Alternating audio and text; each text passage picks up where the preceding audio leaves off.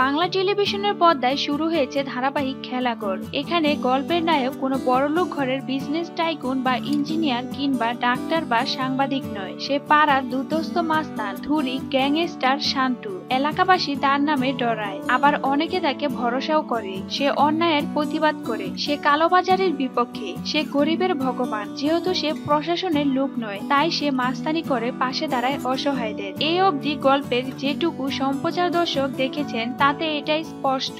এরপর কোন দিকের জল কোন দিকে গড়াবে তা গল্পকার এবং চিত্রনাট্যকার ছাড়া আর কে ভালো জানবে, তাই বাকিটা তার হাতে ছেড়ে দেওয়াই ভালো। শান্তুর চরিত্রে সৈয়দ আরেফিন অভিনয় করছেন, পূর্ণার চরিত্রে স্বীকৃতি মজুমদার অভিনয় করেছেন। এই ধারাবাহিকের আরো একটি গুরুত্বপূর্ণ চরিত্র রাধা, যে শান্তুকে ভালোবাসে, শান্তুর বিপদে আপদে পাশে থাকে। শুধু শান্তু কেন, তার পুরো পরিবারের পাশে থাকে রাধা। এমনকি পূর্ণার পাশে দাঁড়িয়েছে এখন রাধা। খেলাঘর ধারাবাহিকে রাধা বাস্তবে কে জানেন আপনারা? রাধার আসল নাম স্নেহা দাস। স্নেহাকে এর আগে সান বাংলার বেদের মেয়ে জ্যোৎস্নাতে প্রধান চরিত্র জ্যোৎস্নার ভূমিকায় দেখা গিয়েছে, তবে মাঝখানে অভিনেত্রী সেই চরিত্র থেকে সরে যান। এর অনেকদিন পর আবার ফিরেন টেলিপর্দায়। স্টার জলসার মহাপীঠ তারাপীঠ ধারাবাহিকে একটি কামিও চরিত্রে দেখা যায় তাকে, সেখানেও তার চরিত্রের নাম রাধা ছিল।